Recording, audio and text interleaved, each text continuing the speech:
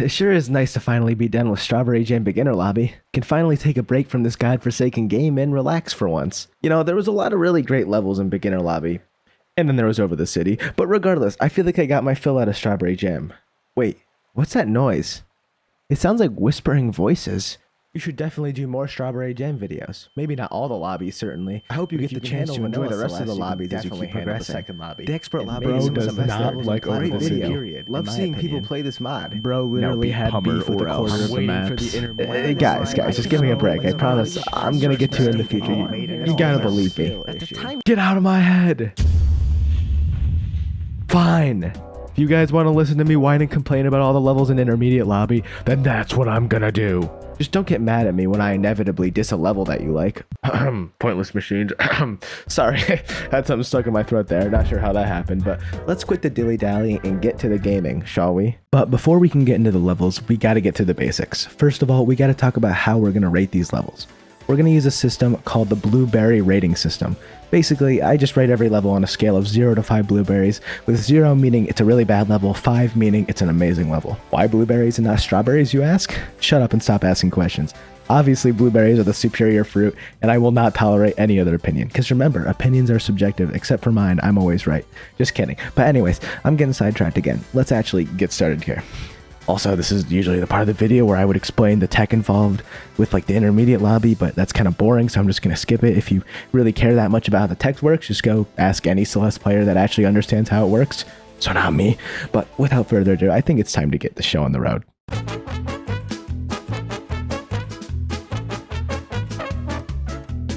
Oh, real quick, just quick disclaimer. I just want to say, in this video, there's definitely going to be a few levels that I'm definitely going to trash on, and I just want to say, this is not meant to go after the creator in any way. I'm just being extremely brutally honest. So the levels I like, I'm going to say I like, and the levels I don't like, I'm going to say I don't like. So just don't take anything seriously. I'm just another guy on the internet talking trash. All right, let's just get into the video.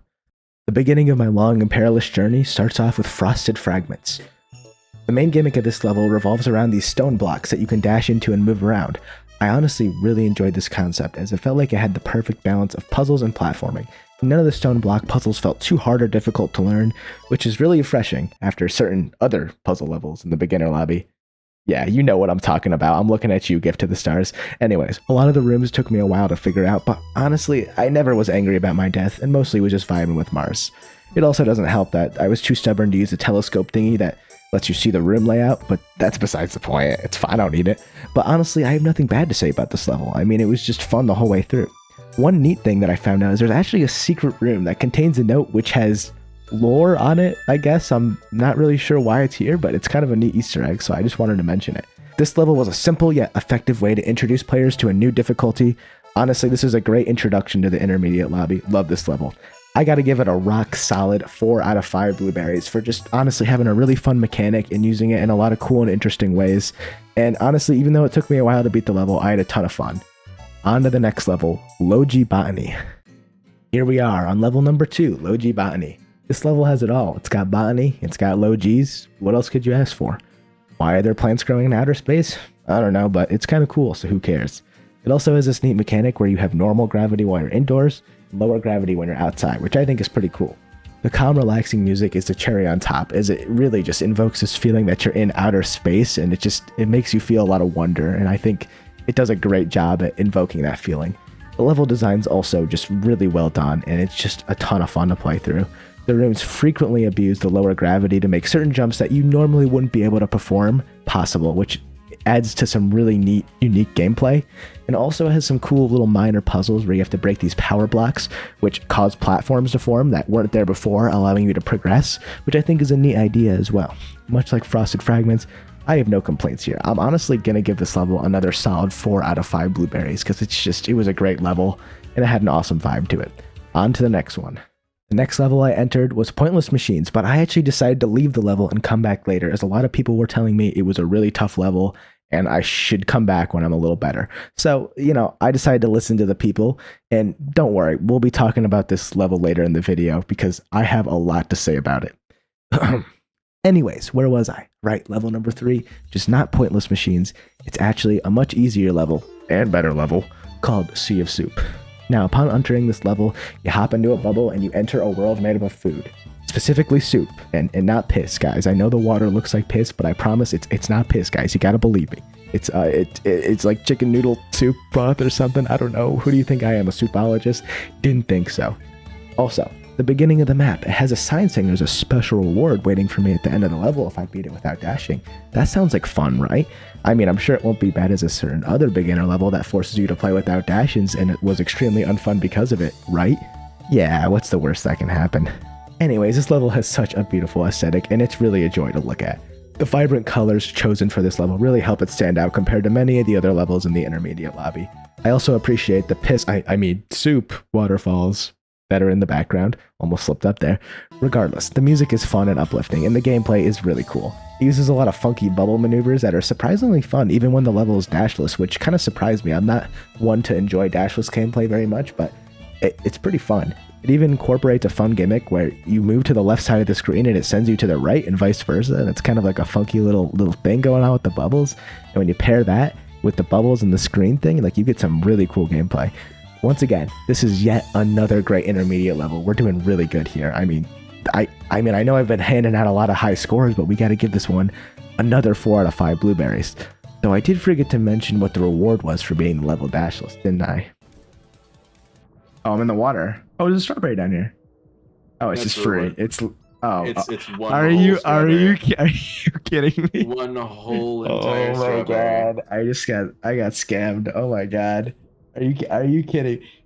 One whole strawberry. You know what? I'm gonna uninstall the scam. I'm done. My Celeste career is over. This is it. Yeah, I got scammed there. I thought a special reward would entail something cooler than a stupid strawberry. Well, whatever. The level was still great. Let's just hope our good luck continues on level number 4. The first 3 levels we played were so fun and well made. I'm sure nothing could possibly ruin this streak, right? If only that were true. The next level that I had to endure was none other than Vertigo. Okay, I'm just gonna get this out of the way.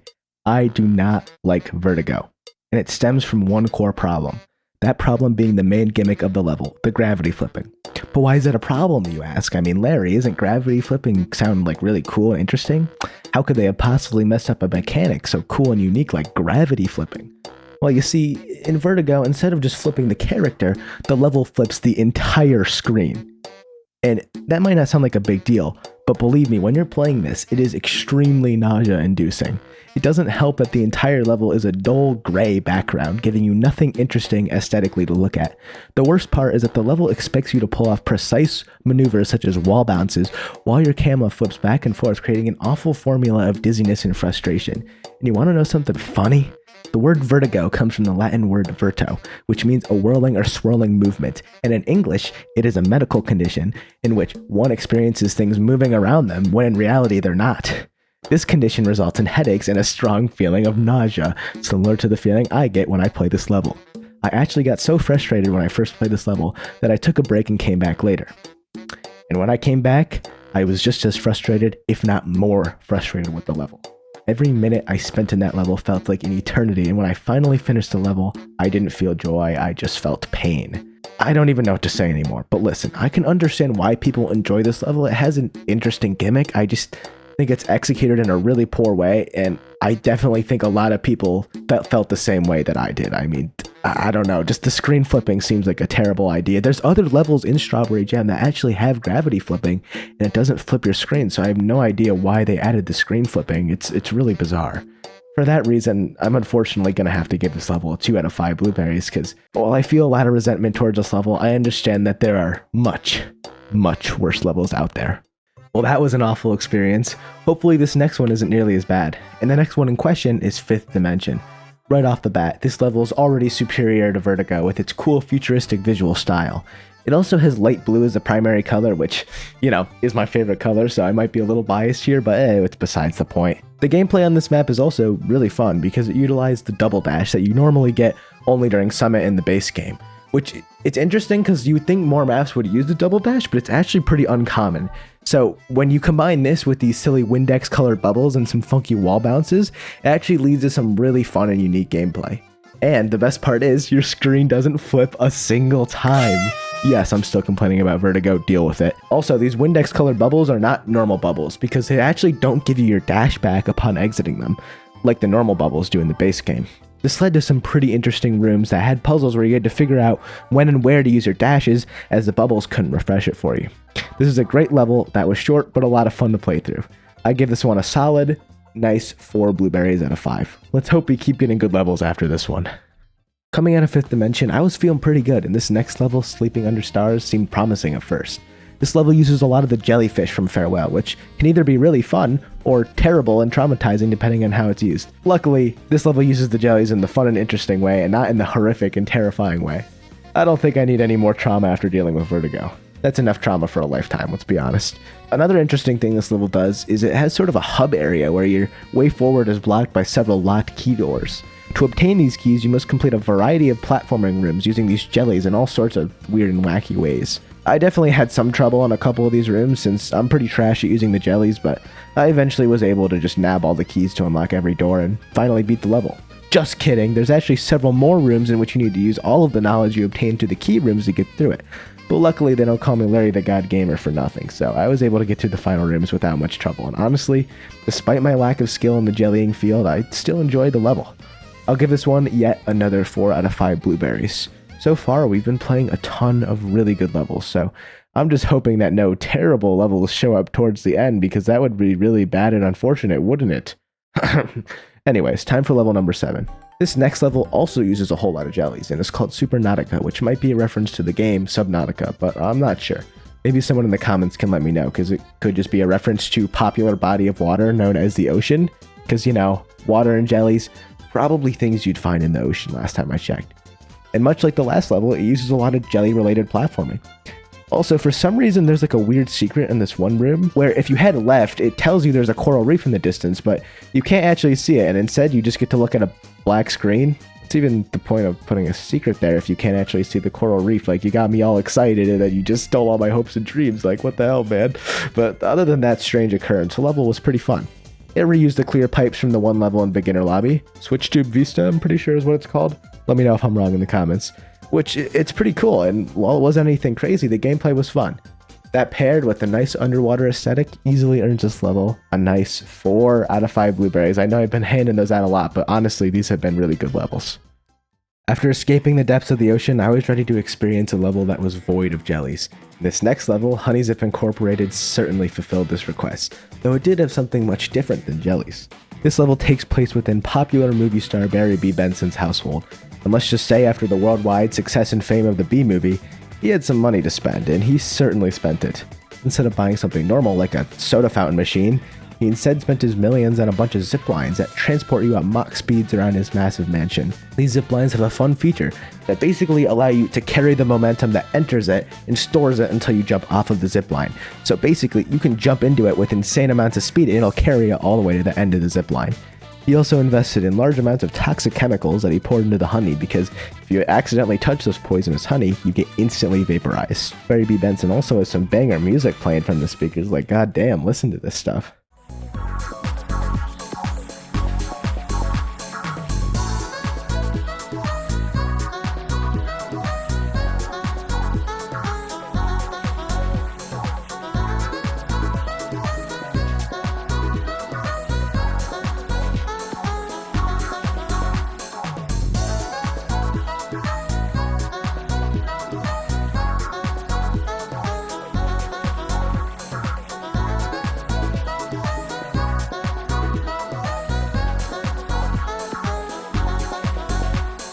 Giving this level anything other than a 5 out of 5 blueberries would be a crime.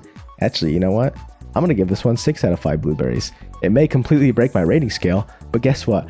I don't care, because this level is awesome and nobody can tell me that Barry B. Benson's household isn't awesome. Also, I make the rules, so I can do whatever I want. Anyways, let's move on to the next level. After getting flexed on by Barry B. Benson, it was time to move on to the Sacred Temple of 1,000 Skies, which confuses me. Does that mean they like copy pasted 1,000 copies of the sky in this level, or does that mean we're traveling to like 1,000 different planets in this level? I mean, who knows what's going to happen? But there's only one way to find out. So let's just go.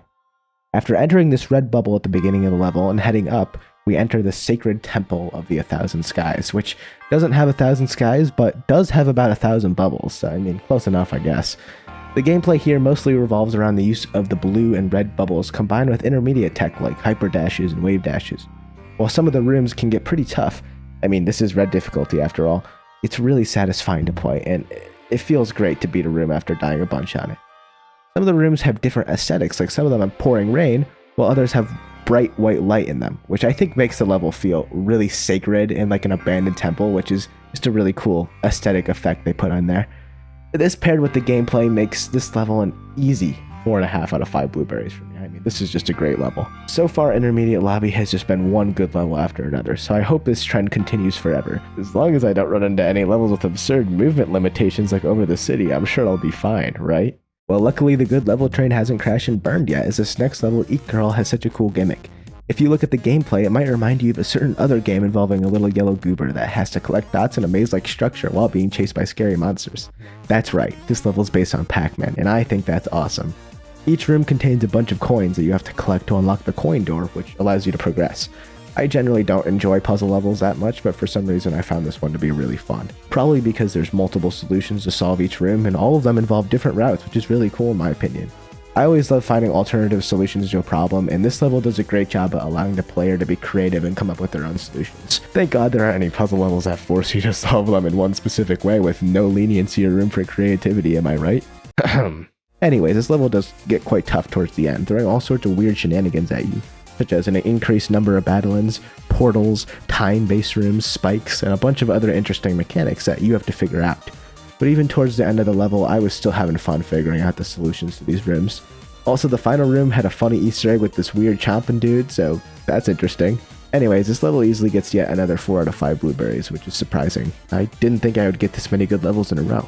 Well, hopefully this trend continues going forward. The next level I played was called the Tower 14, which is the worst Celeste level that any human has ever created. Oh, you're saying that that's part of Advanced Lobby and I'm talking about the wrong level? Wait, I swear it was called the Tower. Oh, it's just called the Tower and not the Tower 14. Okay, I see. Sorry guys, messed that up. We're talking about just the Tower. Believe me, we'll get to the Tower 14, but that's for another video. For now, let's just talk about the far, far, far, far better version, just called the Tower. This infinitely better tower involves simple yet fun platforming, where you have to go up vertically until you get to the top of the tower, hence why it's called the Tower. These rooms are very short in width, but make up for it with its vertical height. They utilize the pink crystals from Farewell that allow you to get a one-time use double dash. This combined with wall bounces and these core ice blocks result in some really fluid and satisfying gameplay. Unlike Vertigo, this level utilizes wall bounces in a fun way, which is surprising because I didn't think I would ever enjoy wall bounces ever again after what Vertigo did to me. Graphics are pretty uninteresting other than these weird square spikes, but I still had a good time with the level. I think it still deserves a nice solid 3.5 out of 5 blueberries. Nothing crazy, but it's still fun to play. But with this next level, Deep Blue, I once again find myself in the ocean, and this time, it isn't quite so forgiving. Saying this level is brutally difficult is putting it lightly. I would argue this level fits better as an advanced difficulty level, but I can understand why it's an intermediate. It's in sort of a weird gray area between the two difficulties, and while I probably wouldn't struggle to play this level today, at the time, Deep Blue was one of the most difficult levels I'd ever played in Celeste up to that point. The level involves precise movement between lots of spikes, dream blocks, spikes, bounce pads, and spikes. Did I mention the spikes? It also brings back my least favorite mechanic from Celeste, the jellies. Now, I don't hate the jellies in Celeste, I actually think they're pretty cool, but the problem is I've had to deal with them in a lot of levels already, and I'm pretty bad at using them even after, practicing it a lot, and I'm getting kind of sick of them. This level only showcased my jelly skill deficiency even more than it already was, and man, this level really whooped my butt. It definitely improved my jelly skills though, which is really helpful as these damn little sea creatures will certainly be showing up in more levels in the future. Finally though, after a grueling half an hour of my life, I finally got to the end of this gauntlet of a level. It's funny because looking back, half an hour really isn't that long of a time to beat a Celeste level, but at the time half an hour felt like a long time. Partly because it was a difficult level, and partly because a lot of levels that are in intermediate and beginner lobby don't take that long to beat, so I wasn't really used to playing levels for a long time like an expert lobby and grandmaster lobby.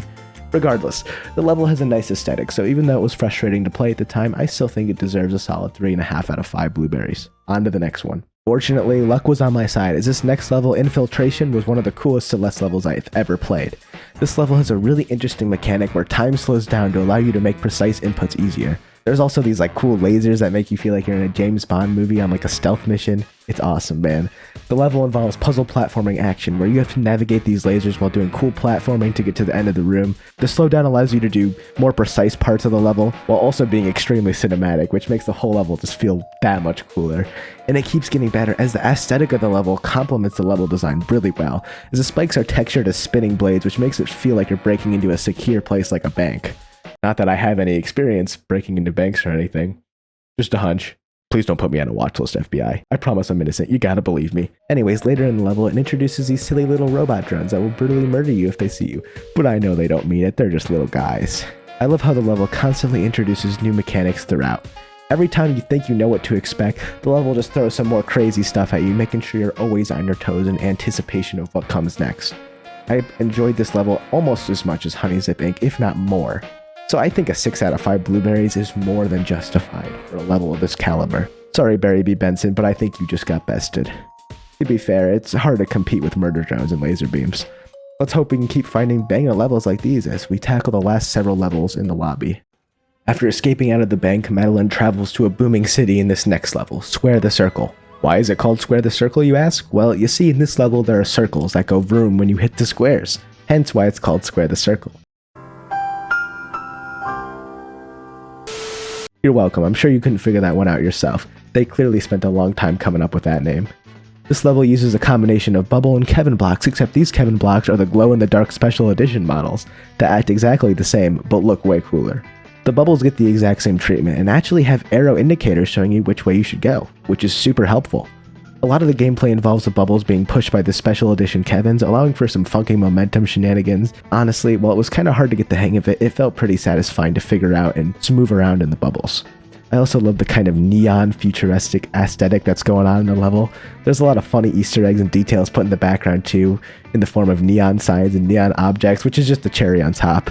I can tell the level creator spent a long time making this level, and it really shows with how fun it is to play through.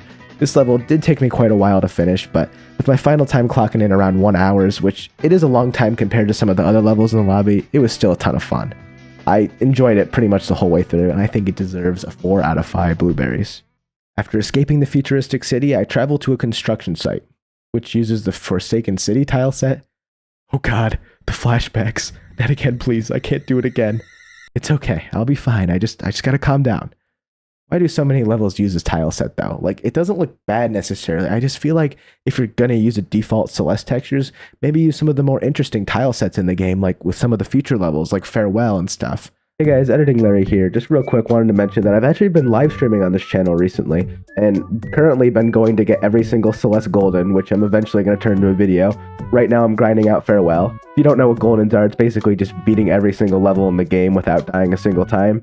So if you're interested in watching me suffer, you can find me streaming on this channel, not every day, just some days. I try to go around 9, 10, 11 p.m. EST, so translate that to whatever time zone you're in. You figure that out. I'm not doing that for you. I'm too lazy. But, you know, if you're interested, check it out. Say hi, stay a while, or don't. It's up to you.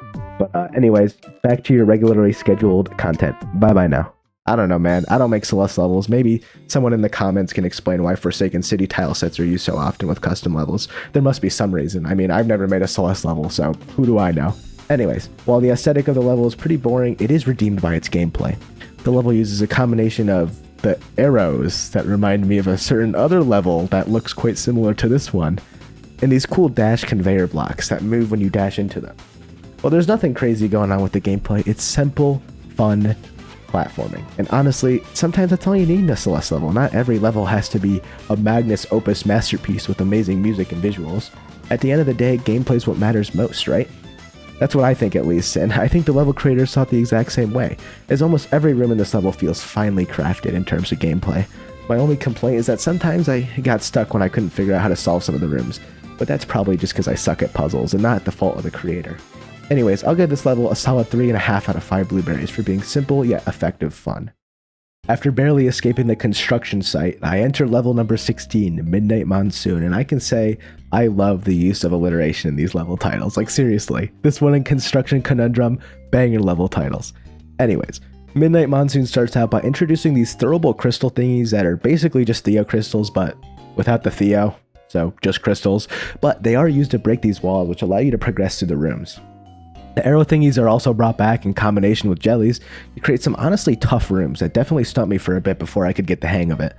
I do like the aesthetic of the level a lot though. The cascading waterfalls paired with pouring rain and a beautiful lake in the background creates a really vibrant and pretty level. Unfortunately, the gameplay was quite frustrating for me. I've never been a huge fan of throwable mechanics, and this level really challenged my willpower by forcing me to endure room after room of throwing crystals at walls. I wouldn't call it bad gameplay by any means, but it definitely isn't my favorite compared to some of the other levels. I did eventually beat it though, and I'll give this one a solid 3 out of 5 blueberries for being visually beautiful, but not super fun for me in terms of gameplay. After escaping the throwable hell, I finally make it to the final level. And boy, does this level know how to speak my language. That's right, baby, we're playing Pufferfish Transportation Corporation. I've been waiting for some puffer gameplay, it's about time. This level actually has lore, which is hilarious. Basically, you the player are tasked with cleaning Granny's pufferfish infestation. Our house got infested with floating space pufferfish, I have no idea. But regardless, it's our job to fix it. So upon entering the first room that has gameplay, I bounce, pop, and pooper my way through the rooms. I mean, just look at these little guys, how can you not love them? The gameplay is super polished and well made too, which really makes me love this level even more. The later rooms incorporate mechanisms that move the puffers around, which creates some really cool and interesting puzzles, and what can I say, I'm just a sucker for puffers, man. I mean, this level is my dream. Also, the spikes are rainbow, which is silly. I would say happy Pride Month, but I took way too long to upload this video, so sorry gay people. Anyways, this level gets a 6 out of 5 blueberries, and there's no negotiating that rating. This level is awesome. So, you know how I said that the Pufferfish Transportation Corporation was the final level? Well, I actually use an advanced strategy called lying, and there's actually one final level. Earlier in the video, I mentioned that I never actually got to play through Pointless Machines because people in chat told me it would be too difficult. But now, it's the final level and I have no other choice but to play it. And when I say this level brought me to my breaking point, I'm not kidding. Saying I dislike this level is more than an understatement. This level single-handedly created everything I hate about custom Celeste levels and combined it into one mishmash of terror. Now, before you angrily enter the comment section and tell me that I have bad opinions, though feel free to do that, I'll make sure to point and laugh at you, let me explain myself. Celeste is my favorite game of all time. That's probably not very surprising, but have you ever thought about what makes Celeste fun? Well, I have, and I can tell you exactly what I love about the game. Celeste gives you almost all of your movement options immediately after the tutorial, which allows the player to solve every room in a unique and creative way using the tool set that the game gives you. Most Celeste rooms can be completed in many different ways, which is really neat because it allows the player to use the mechanics available to creatively solve each room, and I think that's awesome. Pointless Machines, on the other hand, strips this creativity from you and forces you to follow a rigid linear path. What do I mean by this? Well, the fun gimmick in this level is that you have to dash in the exact pattern the level tells you to in the exact order. If you deviate even a little bit, the room cannot be completed. Who thought this was a good idea? Celeste is a game that thrives on giving players the freedom to use creativity and problem solving to figure out rooms. This level takes all that away and says screw you, do it my way. Not to mention, the level is extremely bland aesthetically with a boring green grid pattern on the walls, with almost no deviation other than the background, which is also boring. And the worst part is that the level forces you to memorize the dash patterns you're forced to do, unless you activate something in the settings that many players consider cheat mode. Why isn't that on by default? Like, I understand the level tells you how to enable it, but it feels like such a necessary thing. Like, why would you want the intended experience to have to memorize dash patterns? That just... I mean, maybe people will enjoy that, but to me that just seems like tedium for the sake of tedium. Having to memorize a dash code doesn't take skill. How is having the dash pattern displayed on my screen cheating? I mean, I understand the level doesn't say it's cheating, but I have heard people say it counts as cheat mode. I just don't want to waste my time memorizing dash patterns for a Celeste level I don't even want to play in the first place. To be fair, the level does tell you how to enable the feature, but I still don't understand why it isn't on by default. Like, it just feels like this level is designed to be as annoying as possible to the player. This level took me multiple hours to complete because I spent an hour on it, rage quit, and came back later to complete the level because I couldn't stomach beating it in one sitting. 99% of this level is just figuring out where you're supposed to go, which requires almost zero creativity or puzzle solving. It is pretty much just boring trial and error until you figure out where the level creator wants you to use the dashes. It takes all the fun out of problem solving in Celeste and forces you to figure out and follow a set path that is frankly not even that satisfying when you do figure out the solution. Celeste is a game about figuring out these unique solutions to rooms yourself. That's why it feels so satisfying when you beat a hard room. It's because it feels like you, the player, accomplished something. You came up with the solution yourself. Even if it was the intended one, it still feels like you did it. Being told what you have to do is both not fun and insulting as a Celeste player. Let me figure it out myself. I'm capable. Why can't I dash in any direction? How is forcing a solution on the player meant to be fun? These are all questions that circled my head as I suffered through the grueling process of beating this level. I can't give this level anything other than a 0 out of 5 blueberries due to the main gimmick actively stripping away the thing that made me love this game so much in the first place. But I think it's time to move on from that level and move to Raspberry Roots, which is a compilation of every level that I've played in this level so far. It will be challenging, but I know I can do it. So, without further ado, let's run it.